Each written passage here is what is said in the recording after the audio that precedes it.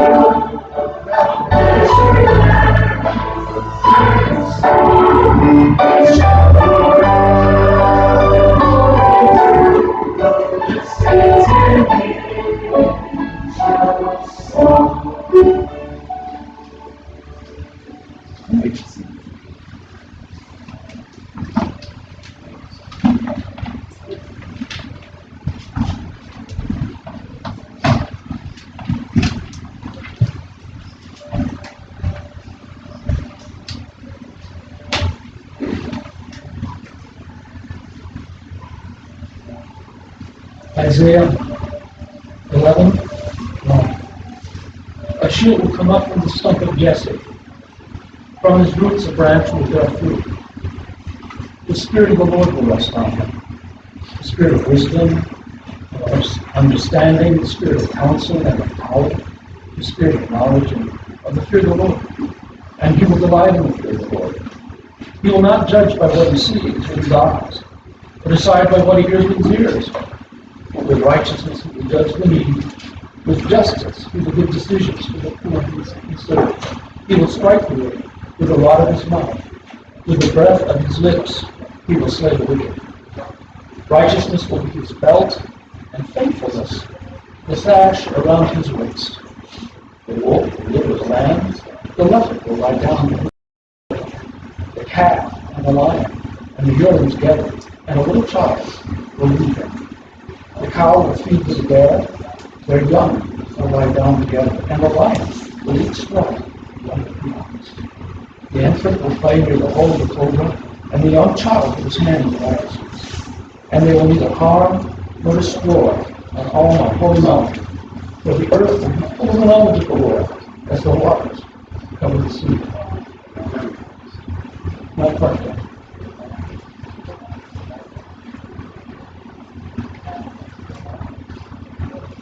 In that day, the root of Jesse will stand as a banner for the people. The nations will rally to him, and his place of rest will be glorious. In that day, the Lord will reach out his hand a second time to reclaim the remnant that is left of his people from Assyria, from Lower Egypt, from Upper Egypt, Cush, from Elam, from Babylonia, from Hamath, and from the islands of the sea.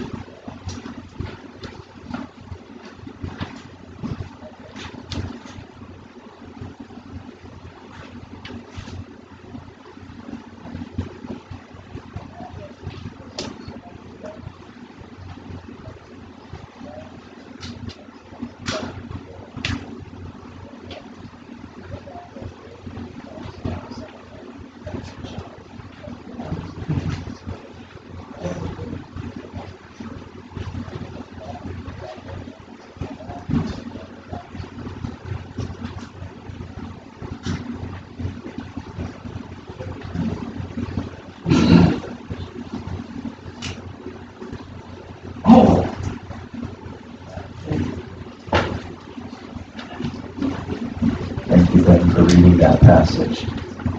What can we be thankful for today or be in prayer with one another about?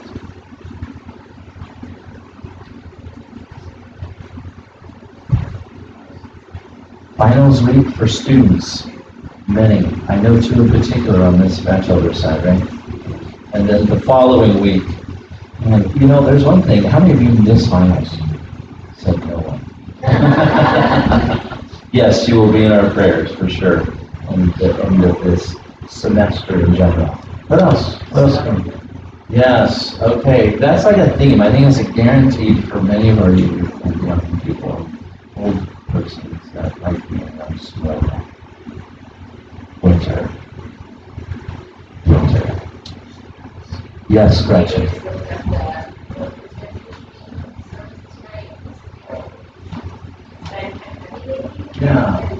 Yeah, there's a team of us that go to Highland Mountain and do a service up there every month. And the last couple have been pretty heavy, so we've been doing prison ministry for a while, and the holidays are always really tough, as you can imagine. So if you think about it, yeah, thank you, Gretchen, for that. Be in prayer for the inmates that are up there and the time of year and just there's a lot going on. We just pray that the peace of Christ will begin as it is. Be a chance for the politics of our country. Yeah, and I would add to that even our local stuff. There's a lot of things locally going on. I had a conversation with Crystal yesterday about some things, and especially regarding our schools, especially here on the river. So just be praying for that. Another meeting on Monday to figure out what's the best solution for the earthquake impacted schools in our district during the river too yet. And yes, definitely for our country too. Yes. I just wanted to say thank you to everyone for your prayers. I know it's good and I'm going to be back. And I went to Adam Mountain yesterday for the concert. It was really nice. Their Christmas concert, their The orchestra. Yeah. Mhm. Oh, It was cool. really nice. Got to see the parallels. Yeah, it's really nice and it's all decorated.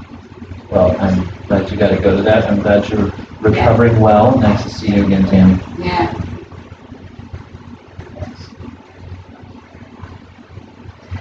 Sorry, I see your hand back there. Hi, Philip. Thanks for traveling. All right. She's stuck where? Oh, okay. Yes. ma'am. Okay, yeah. And that prayers for Marty, he's ill today, and that general winter malaise that seems to pass around. I would also really I'm happy my mother-in-law and sister-in-law are here with us today. And if you see Karen, give her a hard time, she turned 40 yesterday, so. She was up here, she's a nurse, otherwise we would embarrass her and say happy birthday.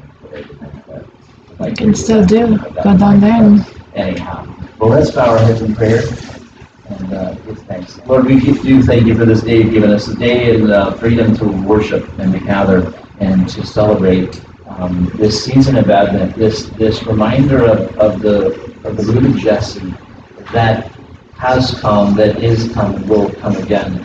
And Father, we anticipate the peace that will one day rule and set so many things right. In the meantime, Father, I pray that you help us be that much more intentional about being peacemakers, especially in the realms of conflict that we are facing in our country and in our world.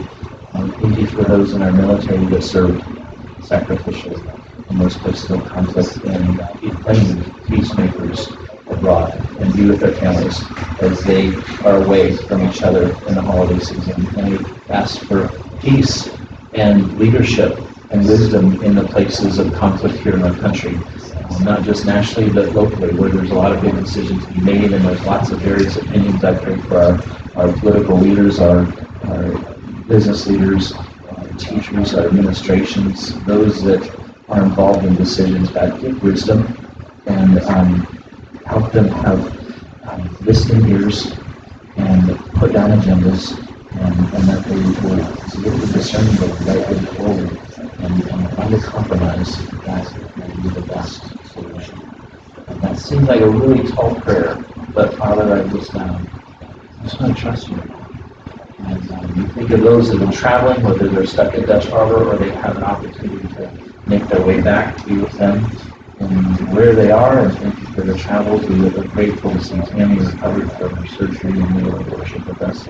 And we lift up those inmates that are up at Highland. They're granted they are there for a reason, and Father, we pray that in the midst of their incarceration, you are able to bring hope and redemption. We just lift up that service that's going to happen tonight. And we just ask that you, those who are part of that ministry and those that are ministering to, and we just pray that the light of Christ is able to shine and penetrate darkness, and that your peace and hope and joy and love is able to just be very evident. And any of the requests I might have forgotten, God, I ask that you, in the midst of that, you continue divine intervention, healing, hope, and restoration. And Lord, we just give you thanks for this day for us. And praise in Jesus' name. Amen. And at this time, our ushers will come forward for the baptizing offering.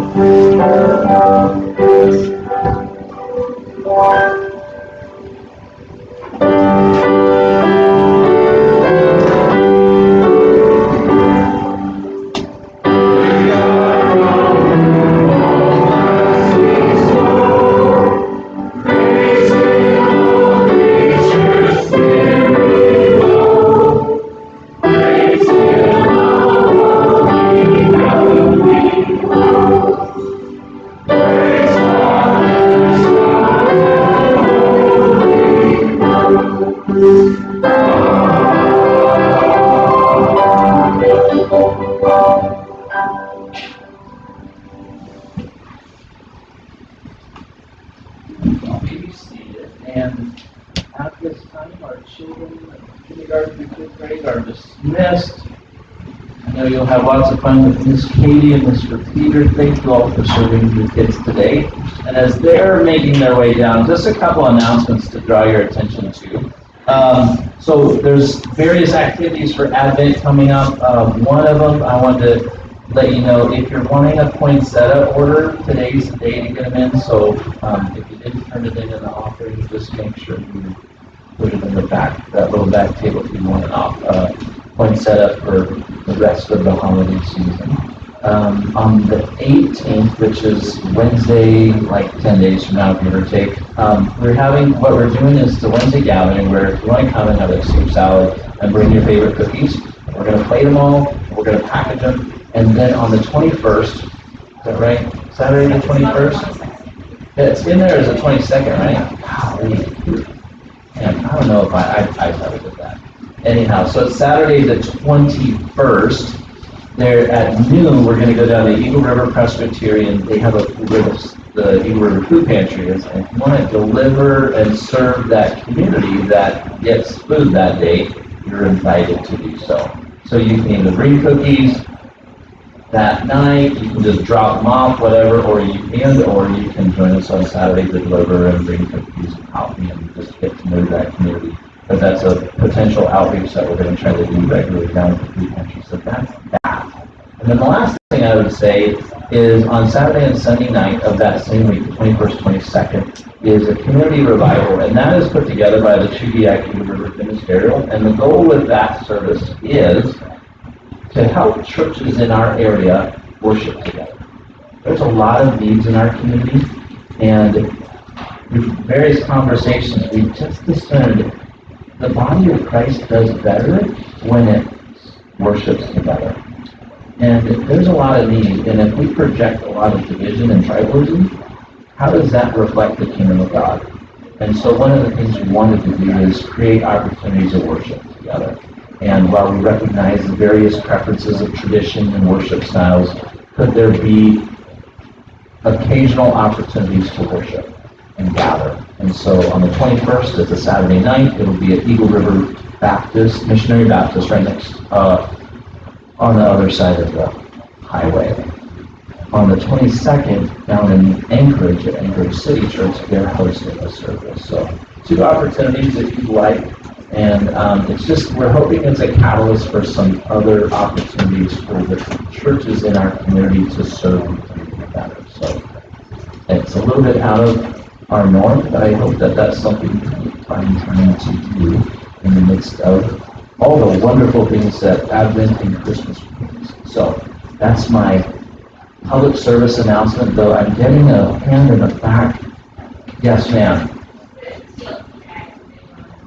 I knew there was something I forgot, yeah. So we also do a Christmas party for the TLC ministry at the Highland. If you'd like to give in that direction, you can talk to Gretchen, who raised her hand, she'll raise her hand, or if you want to just give money towards it, we give Christmas bags and do a Christmas party for the evenings there every year. So if that's something you'd like to participate in, let me and Gretchen know. All right? I think that's it. And again, all that's in your bulletin. So I want to transition into our service. And thank you for reading the passage in Isaiah. The theme of the second Sunday of Advent is peace. And we're going to do something a little different. I'm introducing it, and then I'm going to hand off the rest of the service to JP, who's going to bring our message this morning. But I just want to highlight a couple things about Advent and the theme of peace. And what I love about that passage is how it creates this picture of others, of a realm where the peace of God dwells.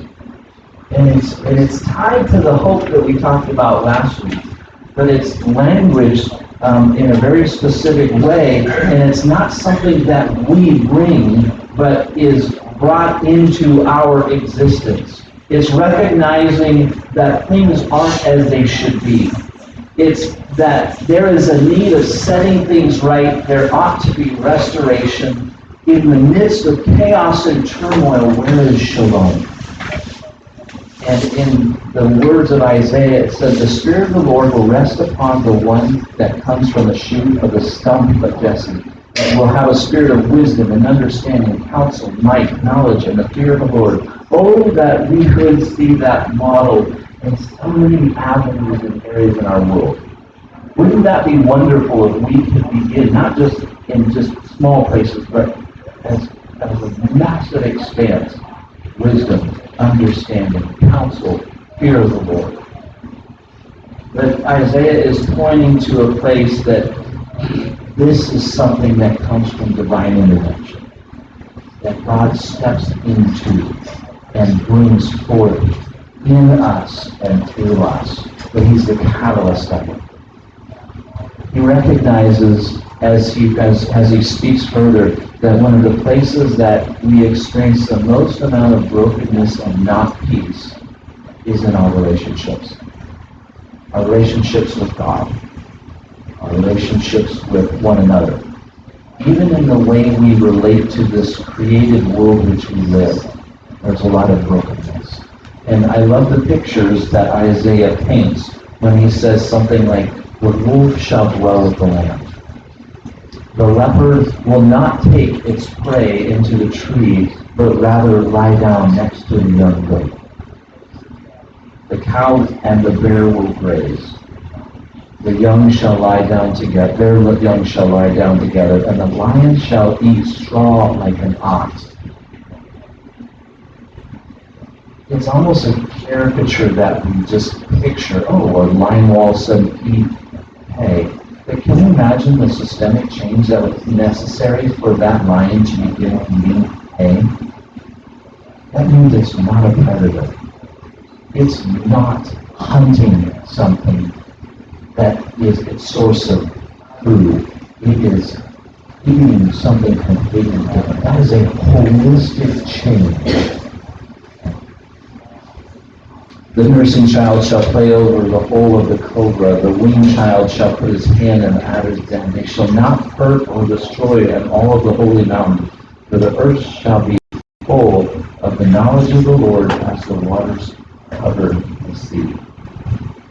A future possibility. But he's not saying it's such a future possibility that it can't be a present reality. And that's kind of the tension that we live in. We live in something that we hope to one day experience, but what do we do in the meantime? And that's what Advent does. Advent invites us to acknowledge those places where it's not as it should be, but there's still hope, and there's still an opportunity to bring about the peace of God. And so I just want to introduce that piece, and then I will gladly hand over the rest of our time together to Mr. Jake Mills. So thank you, JP, for coming and sharing today. Well,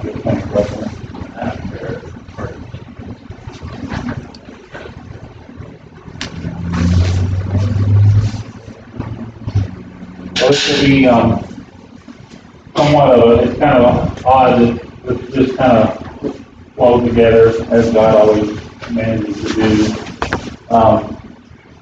The projector didn't work, so the songs that were selected this morning kind of flowed.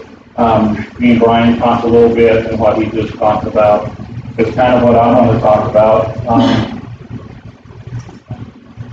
I hope that this is for all of us. I know it's going to be a healing moment for me.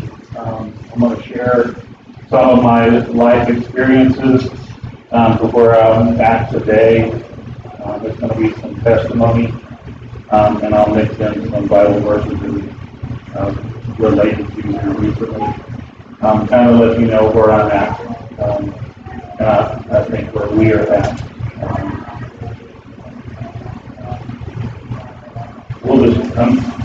I'm 54. I want to start from the beginning, so I'll try to accumulate 54 years all in about, I don't know, an hour and 45 minutes here.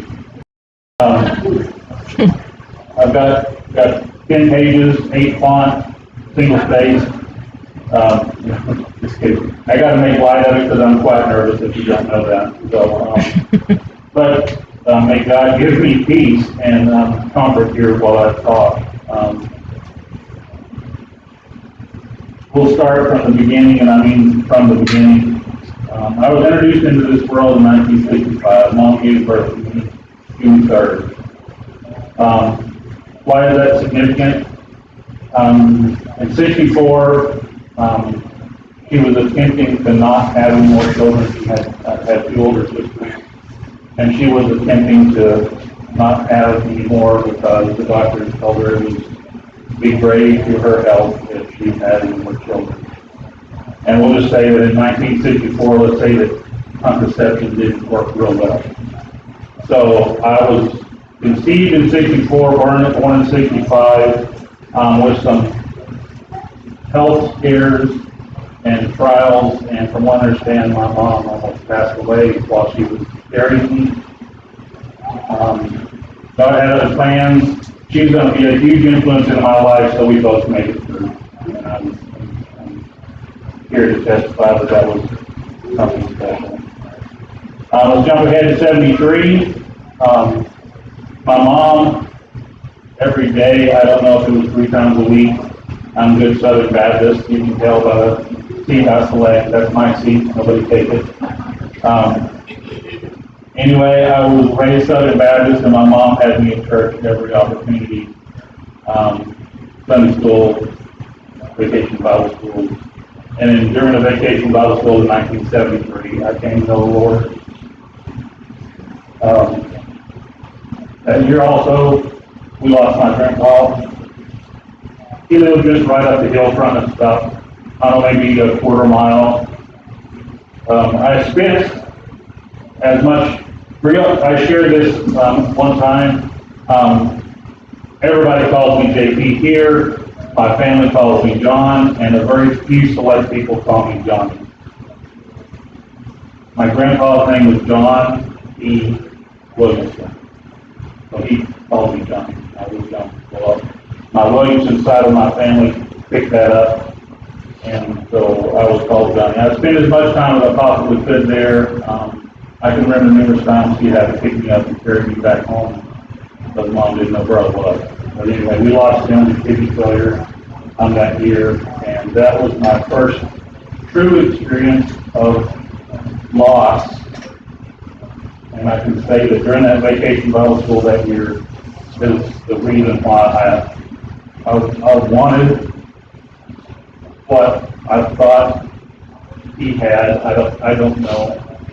but, I think he was a God-fearing man, and I believe one day I'll do something again. So all's good in my little 8-year-old mind. I think everything's good. But during this process of me putting this together, I came across this verse, Proverbs 3:5-6. Trust in the Lord with all your heart. Lean not on your own understanding. In all your ways submit to Him, and He will make your paths straight. So let's jump forward to 1979. There's some things happened that year that greatly influenced my life. Two, I didn't know was going to influence my life later, but my wonderful wife graduated that year from a school about 35 miles from where I live. And Ford introduced the Fox Body Mustang. They transitioned from the Mustang II to the Fox Body Mustang. That'll be relevant here shortly. My dad, don't heard me share my testimony, heard me share like the other day. This will be a little bit rough, but I'll get to it. My dad was diagnosed, or came to realize that he had something wrong. Ultimately, he was diagnosed with cancer. So in 79 and 80, he went through treatments. He had surgery to remove the tumor. And this, at 14 and 15, this mountain was in hand. That's all. Suffer through this. And then in 81, he passed away. In January of 81, he passed. You heard me say that whenever Brian asked about prayer, what do I think of? And at the time I was angry, I was confused, I didn't know why, I was mad, I was young in my faith, and I thought, you pray, you fast, you receive, right? You know, God loves us all. I just didn't understand.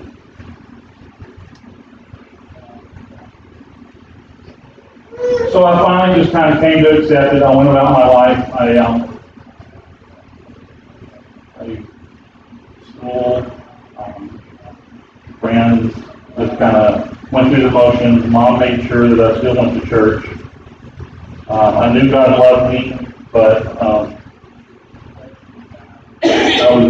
you know, you're asked the question, why? So, after some time, I kind of straightened out a little bit. Maybe not. I guess we passed. I started dating this girl. Not my wonderful wife, but someone else. But I started dating this girl, and I thought that I had got everything straight. Got a girlfriend. I'm going to graduate. I've got a plan. We're going to go to college.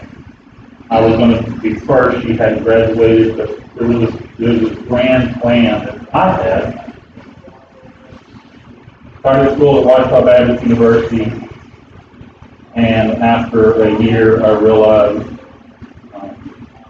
from a very modest income from my family and not having a scholarship from a school that was K through 12, 252 students total.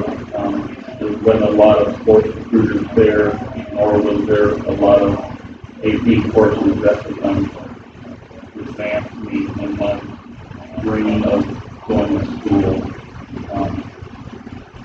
Like I said, I had this grand plan. I was going to be a basketball coach. I love basketball. That didn't work out, so God bless my mom and my sister for trying.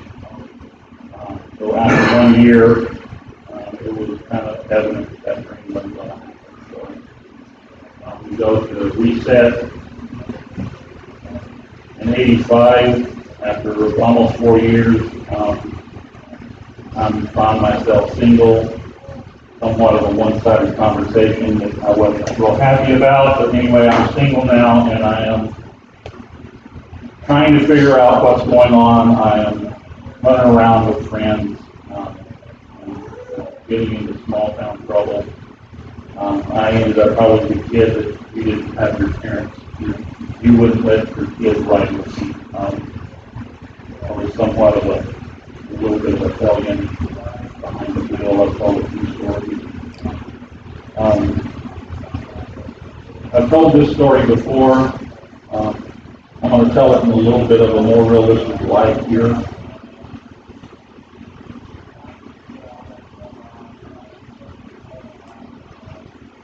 My sister had a 1979 Mustang, box body, any pace car model with service cars in the back. And I borrowed it and I really didn't care. Picked up a friend, we're heading east out of town, and I'm telling you, I didn't care. I told it before, like, hey, I'm 20, look at how cool I am, and what I did.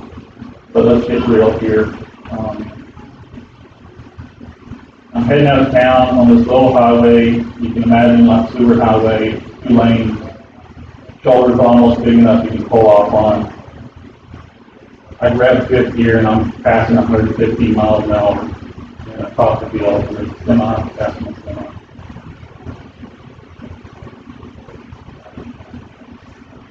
And I don't know how it happened. I know how it happened. God thumped me in the back of the head, he let my arm twitch, and I hit that shoulder and went around that truck with the smoke was blowing off those tires. I don't know what he experienced, but I can tell you God put me around those 2 semi-trucks on a shoulder that wasn't any wider than that car, and got me back on the road and back on the right path. And I realized that that buddy, Kelly Joseph, next to me, not only was I threatening my life, but I was not caring again about others, being quite selfish. So with that thought in mind, I am looking back here, I've brought up Joshua 1. Be strong and courageous, do not be afraid, do not be discouraged, for the Lord your God will be with you wherever you go. Heard of God in his co-pilot, well, he was sitting in the back seat, he was up there and trying to feel and around that truck. I'm here to tell you, it changed my life.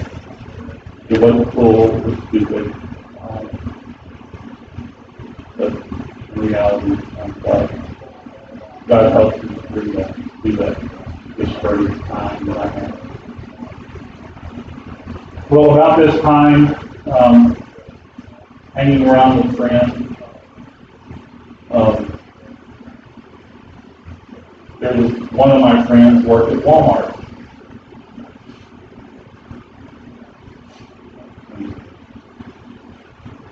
Hanging out there at Walmart, we ran into this girl. And we started hanging around with her, or maybe more likely let us hang around with her. And then later that summer, me and Kathy started dating. I found out that she was having her own trials there. Her mother had been diagnosed with cancer. And I barely got to meet her maybe a couple of times before she died. So that brought me and Kathy closer together. With no real career path, no idea of how I'm going to support a family if I still had one in this little town, Arkansas. I went and talked to a recruiter and signed up to join that here in November of 85. Note to all you people out there, Relationship 101, talk to your significant other before you make life-changing decisions. So I talked to Kathy. She was none too happy, so I clumsily proposed. She accepted, and we got married March 9th of 1986.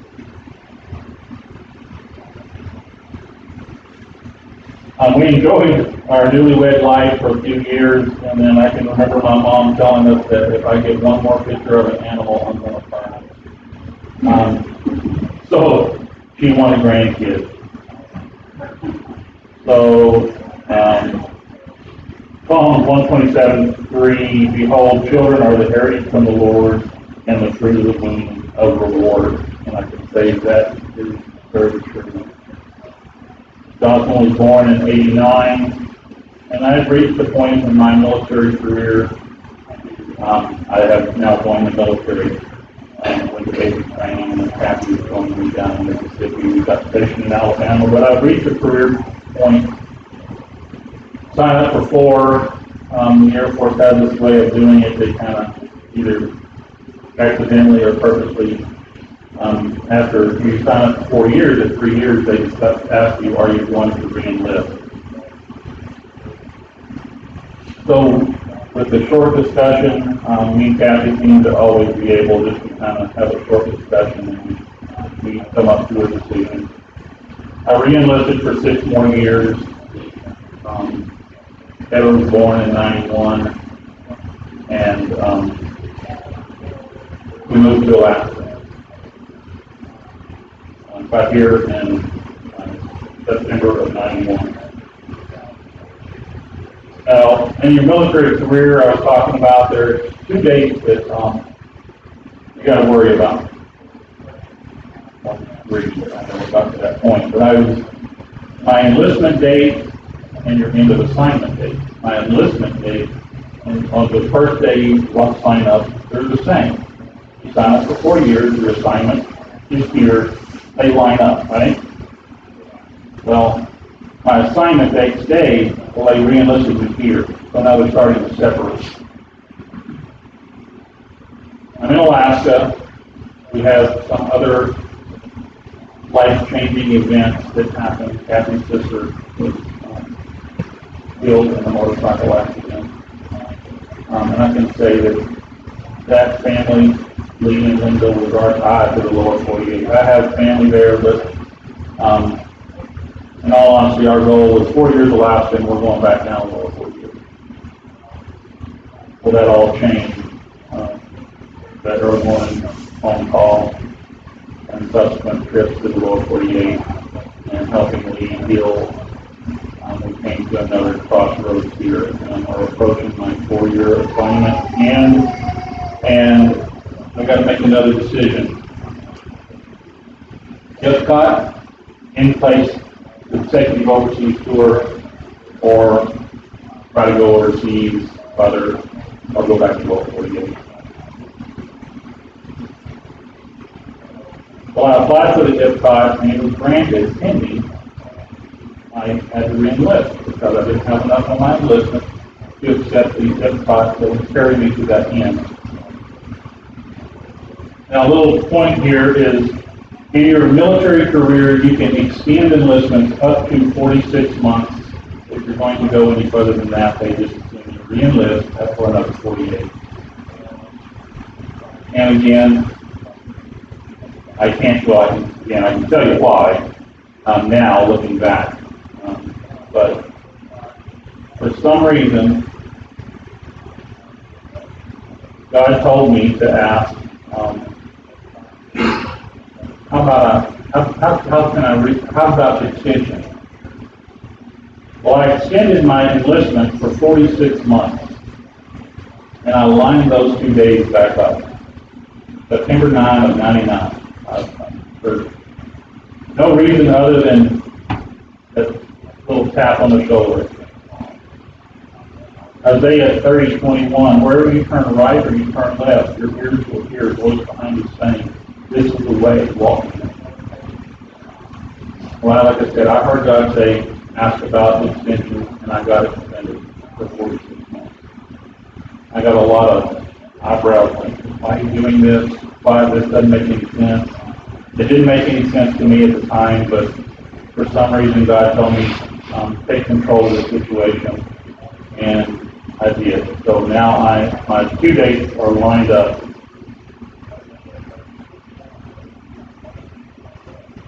In '97, Kathy lost her dad. I was unwillingly selected for a White House communications slot in Washington on the East Coast. I didn't want to go. I was happy where I was at, but I was in electronic security command. I had a top secret clearance, Department of Information. I was kind of a shoe-in. I was a career airman, I was a staff sergeant. They had me. I was voluntold I was going to the East Coast, and the divorce rate, you know it's bad whenever they actually have stats for this one assignment. The divorce rate was in the 40-something percentile. I would be traveling 200 plus days a year, doing VIP support and communication, and I didn't want to go. I talked to the first sergeant, I talked to my first sergeant, I talked to their deputy commander, I talked to my commander, I wrote letters, went on a long TDY to Saudi during this time frame where we're trying to figure this out. But me and Kathy decided we wanted to go to Europe somewhere. I didn't want to go to the East Coast. Well, here's where that little date change helped me. If I hadn't have changed that, and I would have done the stereotypical 6-year enlistment, or even a 4-year enlistment, they would have had me for 6 months. I would have had to left the state line. Well, now my dates are lined up. There's nothing they can do. I have all the control. Like I said, 13 and a half years into a 20-year career, I said I'm getting out. Family's more important. I know it's God, country, it's God's family. My family's more important to me. So I separated from the military 13 and a half years to stay in Alaska. Signed the paperwork, turned it in, and I had 0 prospect. Other than my faith that the company was mine. So in July of 1999, with no real prospect, and I don't know what we're going to do, I entered what's called terminal leave. It sounds bad, but ultimately it ends up being good. I'm on terminal leave, again, with no prospect. And I start talking to my friends that have already separated from the military, have already retired. And I ended up finding a job. So do not fear, for I am with you. Do not be dismayed, for I am your God. I will strengthen you and help you. I will uphold you with my right hand.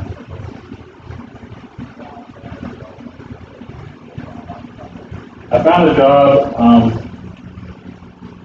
at the company that maintains radar sites around the state. I've been there for 20 years. In 2000, we bought a house. Both kids graduated from TVAC. Abby's job was going to, I was moving up in the company. I was the auditor at Health Star Safety. I went to a lead position, ultimately project support manager and an operations manager. Apparently you complain enough and they'll promote you to fix it. So, anyway, we had our issues. Our youngest, Taylor, is somewhat rebellious. We took different paths than what we really wanted. But sometimes she was willing to listen, and we were always there. In 2011, we got Dorian. He came to our lives. Loved greatly, not a wedlock, but loved greatly. And then in 2014, we got Riley. Different relationship, situation. that land. At the time, we did what we thought we were right, but there's no real owner's manual on kids, on how you're supposed to react to situations. I won't go real in depth, but some of you understand. We shared with a lot of you what we dealt with. So, while this was going on, her decisions to do things differently. And as it got worse, I'm traveling quite frequently. You guys, a lot of you realize it. I had to travel to these radar sites quite frequently. At one point there was 18, now they're down to 15, but at 15 I'm going for a week, 2 weeks at a time to every one, so I'm not or something. I talked about complaining God will promote you. Well, actually, I'd say God provided me opportunities because I didn't need to be gone so much. I needed to be around more because while I was gone, was whenever my wife had to put up with an awful lot while I was gone. And it was just draining everybody to the point. So God gave me the opportunity to take on a management position, and I don't have to travel. So now I'm here.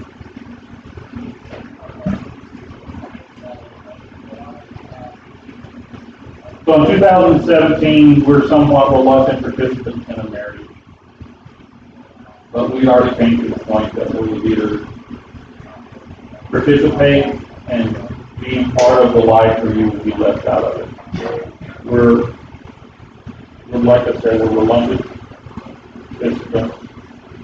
But we were thinking that maybe this would give her some hope, some stability. It seemed like it had a possibility of a somewhat stable relationship. The husband was in the Army. It seemed like it was going to go okay. Or pretty fine. But were we so totally wrong? Maybe we were enabling her or whatever, but we were always there to catch her when she fell. We were always there to bring her home. Try to help her get through stuff.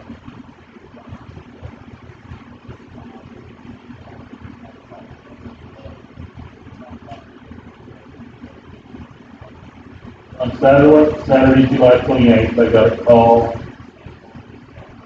that she needed to come home. There was an argument, a glass can broke, and the police came, and he's been arrested. So she wanted to come home.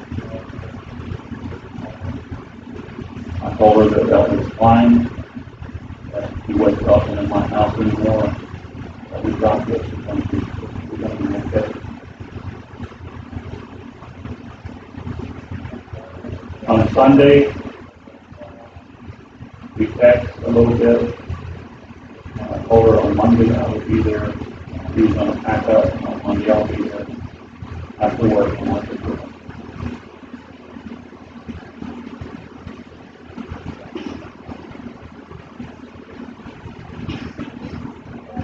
On Monday, I left work a little bit early because she had responded to my text message.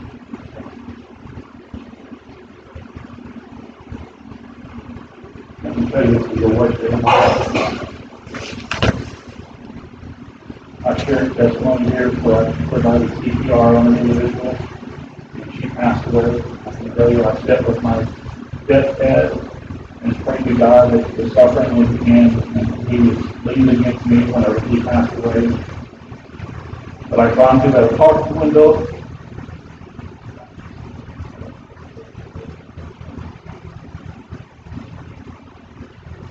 There's my beautiful baby girl face down on the bed.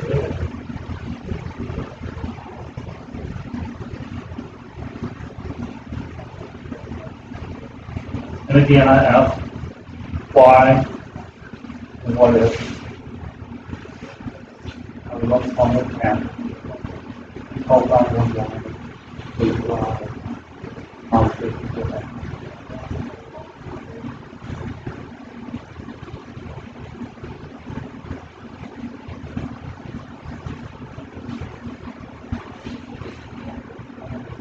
Well, I share all this to tell you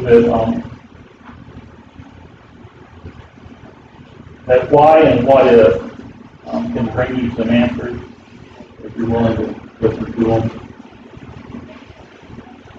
And I can tell you that whenever I ask why and what if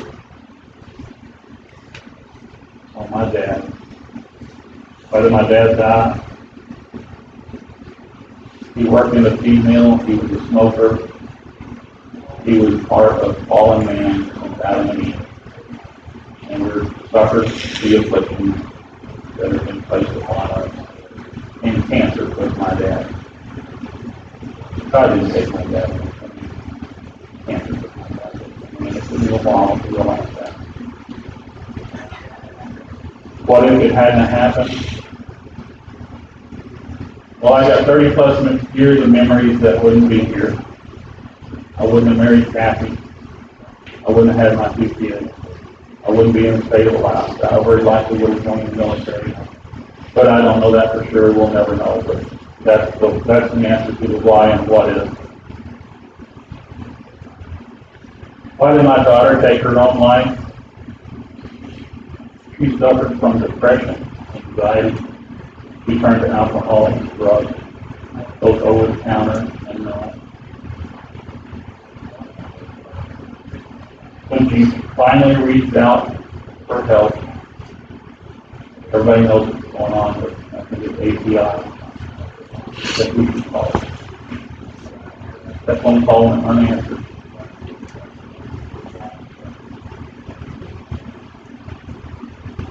So God didn't take my daughter from me. God gave me 27 years of minutes. 2 years full more.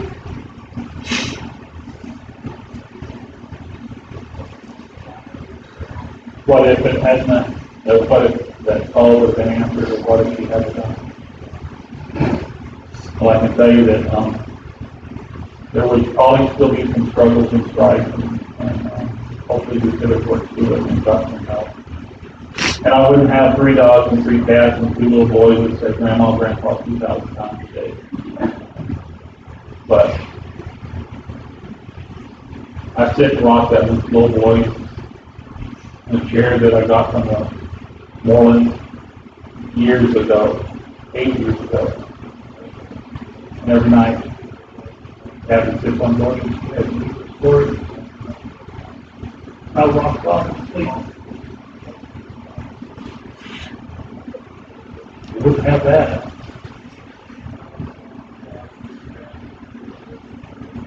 So,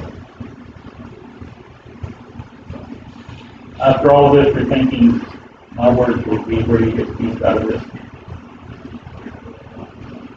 I can tell you it's different. God's peace is different. There's peace without war or struggle. There's peace like quiet or still.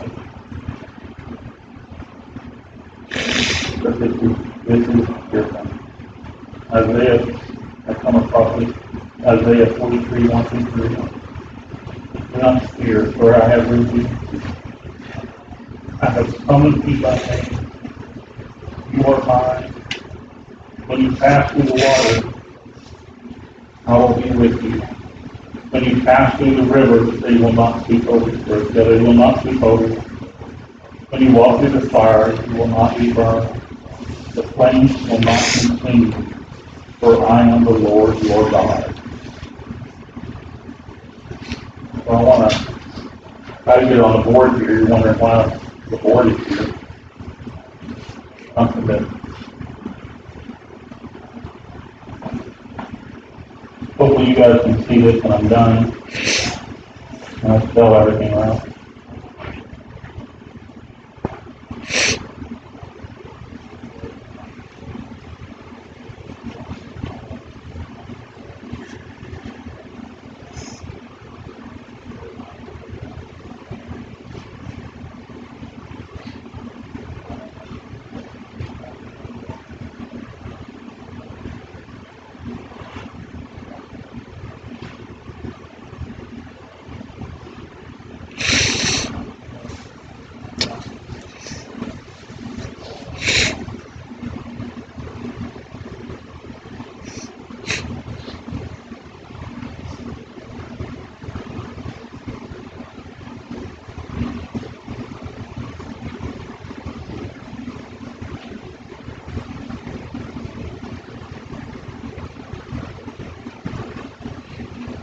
God's presence helps you endure life-altering events. He cares and is everlasting. So if you and God enter life together, He is peace. So God is my peace. Do we have peace in our house? Seldom. Whenever you think of strife struggles. I've got, like I said, 3 dogs and 3 cats. One got allergies. I think everybody knows here, Dorian is high functioning autistic. He's got Asperger's or something. He is not a handful. He's a truckload.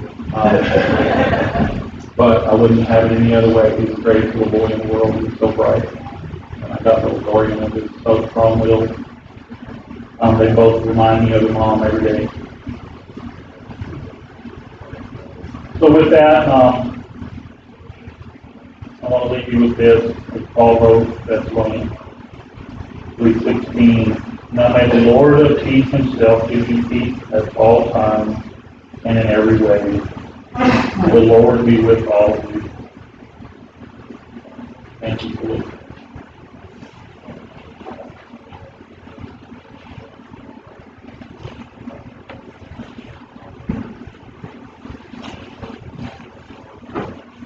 Thank you for sharing. And I would invite worship team to come forward.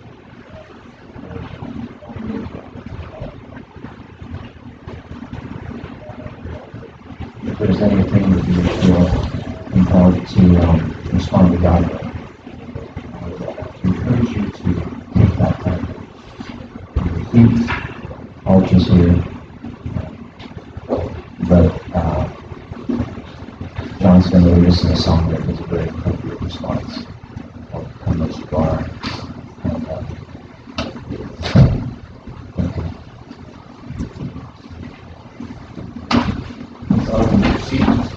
You want to sing along with me, or just read the words of the song?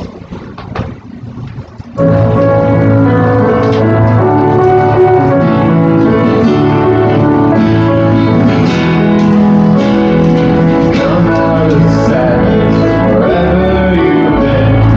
Come broken hearted and rescue you can. Come find mercy, you're a sinner, come heal. Earth has no sorrow that heaven can heal.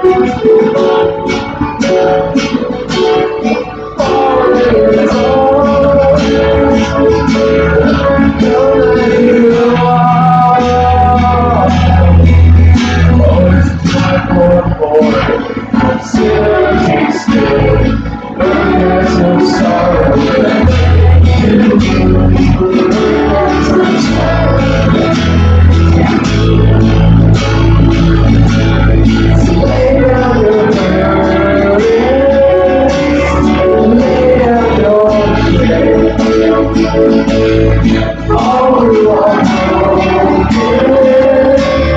is lift up your head. Oh, wonder no, you're not too far. So lay down your heart, now let me run.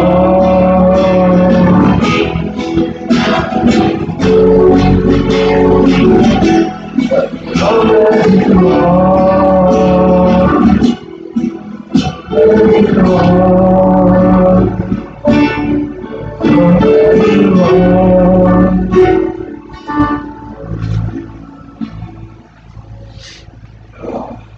I blame my dad for this. But, for all the snakes, but always remember, earth has no suffering. Heaven can't be.